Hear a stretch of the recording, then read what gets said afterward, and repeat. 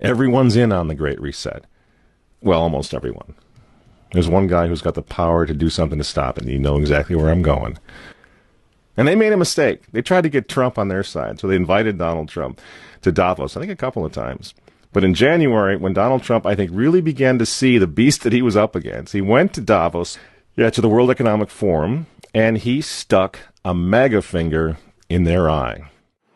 We're committed to conserving the majesty of God's creation and the natural beauty of our world. But to embrace the possibilities of tomorrow, we must reject the perennial prophets of doom and their predictions of the apocalypse. These alarmists always demand the same thing: absolute power to dominate, transform, and control every aspect of our lives. We will never let radical socialists destroy our economy, wreck our country. 2 days after Donald Trump gave that speech, the 89-year-old leftist weirdo billionaire George Soros made an emergency intervention where, at Davos, once again, warning that the U.S. 2020 election will determine the, quote, fate of the whole world. Now, in the context of Davos, take a look at this one more time. This is a month after Donald Trump addressed Davos and stuck the MAGA finger in their face. Here's what Francis, the Vatican, and Jeffrey Sachs had to say in response. And it is a dangerous country right now. It will be absolutely dangerous if Trump wins re-election. Trump wins re-election. Trump wins re-election. Francis invited this guy to the Amazon Synod as an honored guest and advisor. He's also Bernie Sanders' advisor. What's he doing in the Vatican? Why is this guy who's a promoter for socialist, out and out socialist, Bernie Sanders, what's he doing advising the Pope? Why does he have entree to the Vatican, friends? Sachs supports abortion and contraception, but that's not a problem for the Vatican. For the Vatican, for Pope Francis, and for his friends at the UN, Donald Trump is the problem, obviously, friends.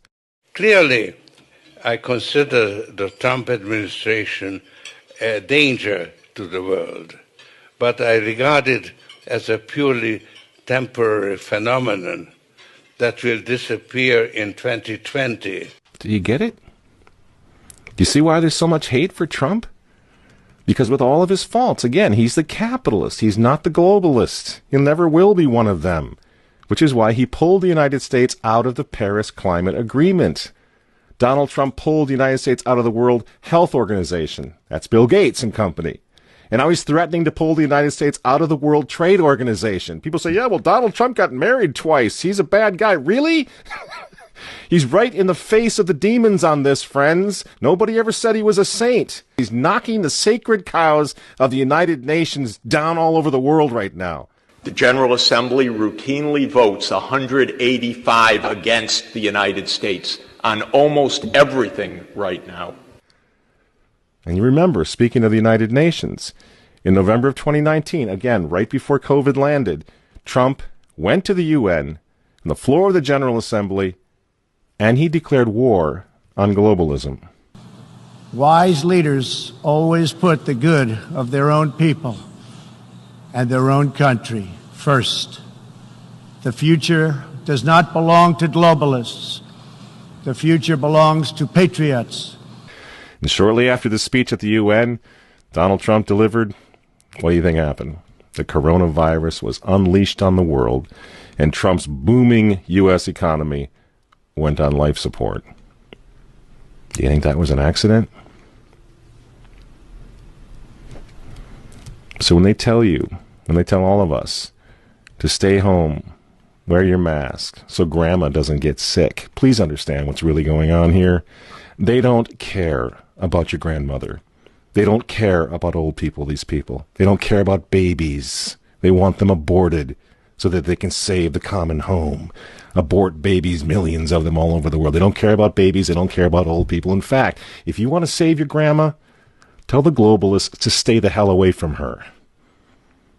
You remember how some of them, like Cuomo and characters like this, were running COVID recovering patients through nursing homes? That's how much they care about grandma. And the name of the game now is to bring the United States economy to its knees, get it out of the way, so that everyone will want the Great Reset. Make the new normal so intolerably abnormal that even you and I, maybe, at some point in the near future, will be begging for the vaccines because we'll be driven crazy by that point. Begging for whatever else is going to keep us safe according to our jailers and our handlers and our zookeepers. You see? That's what they want. That's why they keep using this term, new normal. You know what we do to fight back? Go to work. Go back to school. If you're healthy, take off the mask. And for heaven's sake, go back to church and pray that Trump wins in November. That's what the reset was. That's what the Russia hoax was all about. That's what the impeachment hoax was all about. Don't you see? For 4 years, I've been trying to stop this man because if he strengthens America, if he makes it great again, if he brings the economy back again, the reset won't happen. The New World Order is going to be set way back. Who knows when they're going to have another COVID opportunity like this one again, and they know it. So ask yourselves why they hate this man. These folks, these men, they hate God. They hate the unborn. They hate the traditional family. They hate you. And they hate Donald Trump, whose political opponents, by the way, right now are knocking statues of saints to the ground. They're beating up cops, and they're burning flags. You say you don't like Trump. I'm sorry, friends, but who cares? That doesn't really matter anymore. What you think of Trump's personality or his tweets. Look at the big picture. The choice is simple, friends. Stand with America right now, or fall with the New World Order in the not-so-distant future. There's no other choice. I'm Michael Matt for Remnant TV, and we'll see you next week.